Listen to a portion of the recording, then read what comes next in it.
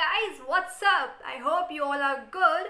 हमारे previous video में हमने ऑलरेडी हमारे 5 रूल्स कंप्लीट कर लिए थे। हमने किसके? प्रोनाउंस के। बिना रूल्स को जाने ऑलरेडी बताया हुआ था कि प्रोनाउंस कंप्लीट ही नहीं होगा। तो अब बारी हमारे नेक्स्ट 5 रूल्स है। Let's begin with rule number 6। भाई रूल नंबर 6 क्या कहता है? फटाफट से पढ़ते हैं, उसके बाद जानते हैं। तो रूल नंबर 6 ये कह रहा है कि दैन की बात हो रही है। इस सबऑर्डिनेट कंजक्शन। अब सबऑर्डिनेट कंजक्शन क्या होता है? सबऑर्डिनेट कंजक्शन एक्चुअली वो होता है, फॉर एग्जाम्पल आपके पास क्लॉजेज हैं, ठीक, या फ्रेजेज हैं। ओके, क्लॉजेज फ्रेजेज मैंने बताया हुआ है, ध्यान देना। क्लॉजेज और फ्रेजेज हैं तो क्या होगा, वहाँ पे डिपेंडेंट क्लॉज को या फिर डिपेंडेंट जो आपका एक पार्ट होता है सेंटेंस का, वो कनेक्ट कर देता है एक इंडिपेंडेंट पार्ट से। बताया था ना, सेंटेंस में 2 पार्ट भी होते हैं, एक डिपेंडेंट होता है, एक इंडिपेंडेंट होता है। तो वही यही बात आती है कि सबऑर्डिनेट कंजक्शन की तरह हमारा दैन वर्क करता है। और ये जो दैन है ये आप एक डिपेंडेंट क्लॉज को आपके इंडिपेंडेंट क्लॉज के साथ कनेक्ट कर देता है। ओके, तो अब क्या है, पहले ही बता रहे हैं यहाँ पे कि than is a subordinate conjunction that adds 2 clauses. वो 2 क्लॉजेज कनेक्ट करता है। और क्लॉजेस कैसे हैं? डिपेंडेंट और इंडिपेंडेंट। डिपेंडेंट को कनेक्ट करता है इंडिपेंडेंट से। ओके, तो than never makes a principal clause. तो भाई जब दैन बोल ही रहा है कि वो डिपेंडेंट क्लॉज को कनेक्ट करवाएगा, तो भाई बात ही पक्की हो गई ना कि वहाँ पर क्या होगा, कोई भी प्रिंसिपल सेंटेंस का पार्ट नहीं होगा। इसीलिए जब उसका प्रोनाउन का जो फंक्शन है ना, वो प्रॉपर आइडेंटिफाइड नहीं किया जा सकता, क्योंकि ऑलरेडी वो डिपेंडेंट क्लॉज को, डिपेंडेंट पार्ट को एक इंडिपेंडेंट पार्ट से कनेक्ट करता है। एग्जाम्पल्स में, Manika is more intelligent than me. Manika की बात हो रही है, वो ज़्यादा इंटेलिजेंट है मुझसे। तो क्या है, वो जो इंटेलिजेंस की बात हो रही है वो डिपेंडेंट है किसकी? मानिका की। ओके, अब क्या है, Ankit run faster than Rohan. She gets angry quicker than I. तो कंपैरिजन एक्चुअली शो करता है ये। Okay, I hope it is clear. Rule number 6 आपका दैन का है, जो कि एक सबऑर्डिनेट कंजक्शन है और वो ऐड करता है 2 क्लॉजेस को, और वो भी डिपेंडेंट क्लॉज को ऐड करेगा किसके साथ?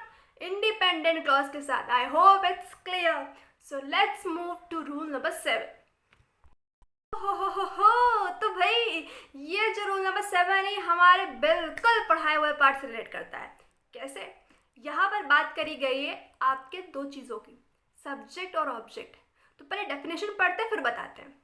The reflexive pronoun is used near the object and at a distance from the subject. अब नियर और डिस्टेंस का मतलब ये नहीं कि भैया 2 किलोमीटर पे लगा दिया रिफ्लेक्सिव प्रोनाउन ऑब्जेक्ट के पास में, फिर 10 किलोमीटर दूर लगा दिया सब्जेक्ट के पास में। ऐसा नहीं करना है। तो भाई पहली बात तो जिसको रिफ्लेक्सिव प्रोनाउन नहीं पता, फटाफट से हमारी वीडियोस देखो और जानो, तब आपको ये वाला रूल समझ में आएगा। ओके, तो अब देखो, सेंटेंसेस में हमारी 2 चीज़ें होती हैं, सब्जेक्ट और ऑब्जेक्ट। ओके, सब्जेक्ट ऑब्जेक्ट आपको पूरा क्लियर होना चाहिए, इसके अलावा कुछ भी नहीं बचेगा अगर आपको यही क्लियर नहीं है तो। समझ में आया? तो अब देखो, सब्जेक्ट और ऑब्जेक्ट, तो जो रिफ्लेक्सिव प्रोनाउन होता है ना, वो आपको क्या करना है, जहाँ भी आपको ऑब्जेक्ट दिखे उसके बिल्कुल पास में लगाना है। ओके, और अगर आपको सब्जेक्ट दिखे तो वो आपको वहाँ से दूर लगाना है। कैसे? एग्जाम्पल्स देखो। दे प्लान द पार्टी देमसेल्व्स। उन्होंने पार्टी प्लान की खुद से। तो भाई दे प्लान द पार्टी देमसेल्व क्या है? Reflexive pronoun. अब क्या है, दे एक्चुअली क्या एज ए वर्क कर रहा है, एक सब्जेक्ट की तरह वर्क कर रहा है। तो हमने दे से क्या किया, बहुत दूर उसका रिफ्लेक्सिव प्रोनाउन लगाया। उसके बाद she finish the project herself. She क्या है, सब्जेक्ट के बारे में बात हो रही है, तो भी क्या किया हम लोगों ने, यहाँ से दूर लगाया, क्या? Reflexive pronoun. Now our team is helping poor people by itself. Okay, तो कह रहा है कि जो हमारी टीम है वो पुअर पीपल को हेल्प कर रही है खुद से ही। तो एक्चुअली में देख रहे हो यहाँ पे, अब लास्ट वाला जो इसका एग्जाम्पल इसमें साफ समझ में आ जाएगा।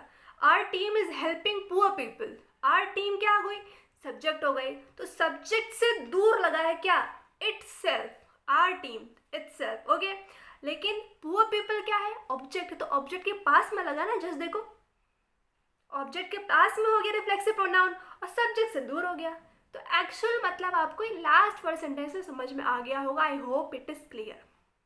एनी कन्फ्यूजन तो फटाफट से कमेंट बॉक्स में बताओ क्या कन्फ्यूजन है, मैं क्लियर कर दूंगी। Okay, so let's move to rule number 8, emphatic pronoun। That's our rule number 8।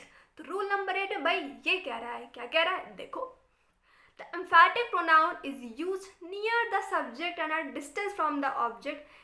It is a case of an opposition। भाई हो गया ना कंफ्यूजन। देखो अब आपको रिलेट करना है क्या, reflexive pronoun, एम्फैटिक pronoun, rule number 7 and rule number 8। तो रूल नंबर 7 में क्या किया था, सब्जेक्ट से दूर ऑब्जेक्ट के पास। इसमें क्या करोगे, सब्जेक्ट के पास ऑब्जेक्ट से दूर, यही बात है ना। रिफ्लेक्सिव प्रोनाउन सब्जेक्ट से दूर ऑब्जेक्ट से पास, और आपका एम्फैटिक प्रोनाउन सब्जेक्ट के पास ऑब्जेक्ट से दूर।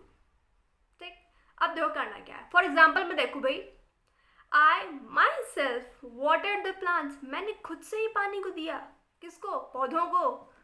He himself took the puppy for a walk. वो खुद से पपी को ले गया वॉक पर। अब दे themselves created an organization to help children। उन्होंने खुद से ही अपनी ऑर्गेनाइजेशन बना ली चिल्ड्रंस को हेल्प करने के लिए। तो एम्फैटिक प्रोनाउन बहुत ज़्यादा एम्फेसिस पुट करता है। तो बहुत ज़्यादा एम्फेसिस पुट करने के लिए आपको उस सब्जेक्ट के पास ही लगाना पड़ेगा कि सब्जेक्ट पर एम्फेसिस करे, क्योंकि एक्चुअली जो आपका एम्फैटिक प्रोनाउन होता है वो एम्फोसाइज करता है, फोर्स करता है, पुश करता है, किसको, डूअर को या फिर आपके मेन सब्जेक्ट को। इसलिए सब्जेक्ट के पास आपका एम्फैटिक प्रोनाउन लगता है और ऑब्जेक्ट से दूर लगता है। और रिफ्लेक्सिव प्रोनाउन उतना आपको वो पुश नहीं करेगा काम करने के लिए, इस वजह से उसको सब्जेक्ट से दूर लगाते हैं, ऑब्जेक्ट के पास लगाते हैं। आई hope it is crystal clear. Okay, now let's move and see what it is inside rule number 9। ये मेरा है वो तुम्हारा है, ये वो करते करते दिस और दैट वाले रूल पर आ गए हैं। और ये रूल नंबर 9 ये कहता है कि this and that are used as demonstrative pronoun. भाई बताया था ना, दिस और दैट, ये वो ये यहाँ वहाँ, बताया था। क्या करता है, इशारे करता है, डेमोन्स्ट्रेट करता है, इंडिकेट करता है। ओके, अब बता रहा है, देखो this is use for the near objects. बताया था ना मैंने, अगर आपके पास कोई ऑब्जेक्ट है, ठीक है, आप उसको जब तक टच नहीं कर सकते तब तक आप दिस यूज नहीं करोगे। अगर आप उसको टच कर रहे हो तो वो दिस होगा। अगर आपसे पहुंच से बाहर है वो, तो क्या होगा, डैट होगा। बहुत ही सिंपल है, क्रिस्टल क्लियर है। ओके, बहुत अच्छे से मैंने एक्सप्लेन किया दिस और दैट का फंडा। तो भाई मिस मत करो, क्योंकि अगर कंफ्यूज हुए या कुछ भी मिस किया तो प्रॉब्लम आपको होगी। अब इसकी एग्जाम्पल्स देखो, that girl standing beside the pillar is smart. ओहो भाई, देखो पिलर के पास वो लड़की खड़ी, बस उसको टच नहीं कर सकती हूँ, तो बस मैं कह रही हूँ कि वो जो लड़की खड़ी पिलर के पास वो बहुत स्मार्ट है। उसके बाद this book is mine that is yours. ये बुक मेरी है वो तुम्हारी है, ये मेरा वो तुम्हारा। अब क्या है, this television is better than old one. अब आपके घर में पुरानी टीवी थी, ओके, बहुत ही वही पुराने ज़माने में ब्लैक एंड वाइट टीवी मान लीजिए। अब क्या है, आप HD टीवी ले आए, तो अब क्या करेंगे, वो ओल्ड टीवी को हटा देंगे। तो अब आप सोच रहे हैं ना, बता रहे हैं कि हाँ अब हमारी ये जो न्यू टीवी है वो पुराने वाले से ज़्यादा बेटर है, तो अब पुराने वाले को टच नहीं कर रहे हो। तो इस वजह से दिस और दैट का कॉम्बिनेशन आ गया। समझ में आया ना। चलो भाई, rule number 10। Finally, we are on the rule number 10 and this is the last for this video only। सिर्फ इसी वीडियो के लिए है, आगे और भी रूल्स हैं तो उनको मत छोड़ना। देखो कह रहा है इसमें, according to the context, he, she or his, her is used for referring to words like anyone, anybody, everyone, each। तो मैंने क्या बताया, यहाँ पे जो जितने वर्ड देख रहे हो ना, anybody, everybody, everyone, each, anyone, ये सारे एज अ सिंगुलर वर्क करते हैं, मैंने बताया हुआ है ऑलरेडी। ओके, तो इसमें करना क्या है, कि फॉर एग्जांपल अगर आप इमेजिन करो आपके पास एक स्टाफ है जो कि सिर्फ और सिर्फ मेल स्टाफ है, ठीक है, इसमें सिर्फ आपके बॉयज़ या मेन काम करते हैं, तो आपको इन्फॉर्मेशन पहुंचानी है आपके मैनेजर तक। तो वो क्या इन्फॉर्मेशन है कि every one is doing his work. तो एवरी वन तो सिंगुलर हो गया क्योंकि एक पर्टिकुलर को काउंट करेगा वो, और दूसरी चीज़ ये हिज वर्क, वो सब अपना अपना काम कर रहे हैं ना, क्योंकि okay, I hope it is clear. तो सिंपली यहाँ पे इनके एग्जाम्पल्स देखो, anyone busy with his work must not get disturb. अगर वही स्टाफ वो काम कर रहा है तो आप क्या बोल रहे हो कि जो भी वहाँ काम कर रहे हैं उनको किसी को डिस्टर्बेंस नहीं होनी चाहिए। Everyone likes to help her if she likes. तो क्या रहा है कि वहाँ पे जितने लोग हैं, अब वहाँ पे एक लड़की न्यू आ जाती है भाई कि हमें भी काम करना है, तो वहाँ पर बोल रहा है कि everyone is ready to help her और likes to help her if she likes. मतलब अगर वो पसंद करती है कि लोग उसकी हेल्प करें तो वहाँ पे सारे रेडी हैं। ओके, सो अब each of you should follow her commands. अब वो जो लेडी आई हुई है वो भाई ऊंची पोस्ट पर है, ओके, ऊंची पोजीशन है उसकी, तो क्या है, अब सब लोग उसकी ही कमांड्स मानेंगे, वो जो जो ऑर्डर देगी वही वही करेगी। सिंपल है। आई होप इट इज़ क्लियर। इसमें आता कुछ नहीं है और समझ में नहीं आया है तो दोबारा वीडियो को रिवाइंड करो और फटाफट से देखो, और कोई कन्फ्यूजन हो तो मुझे ज़रूर बताना, मैं फटाफट से क्लियर कर दूंगी। तो भाई ड्राइव तो रुकने वाली नहीं है। आप लोग रुके क्या? नहीं ना, मैं तो नहीं रुक रही, आपको भी नहीं रुकना है। तो फटाफट से बस वीडियो को लाइक शेयर सब्सक्राइब करो अगर सच में समझ में आता है तो, और अगर कोई कन्फ्यूजन है तो फटाफट से मुझे बताओ, मैं उसको सही करूँगी, क्योंकि आपके फीडबैक की ज़रूरत बहुत ज़्यादा होती है, क्योंकि आप लोग के लिए वीडियो है, आप लोग को समझाना है। तो कोई चीज़ अगर आपको समझ में नहीं आ रही है आप मुझे बता सकते हो। So till then people, take care and have a good day.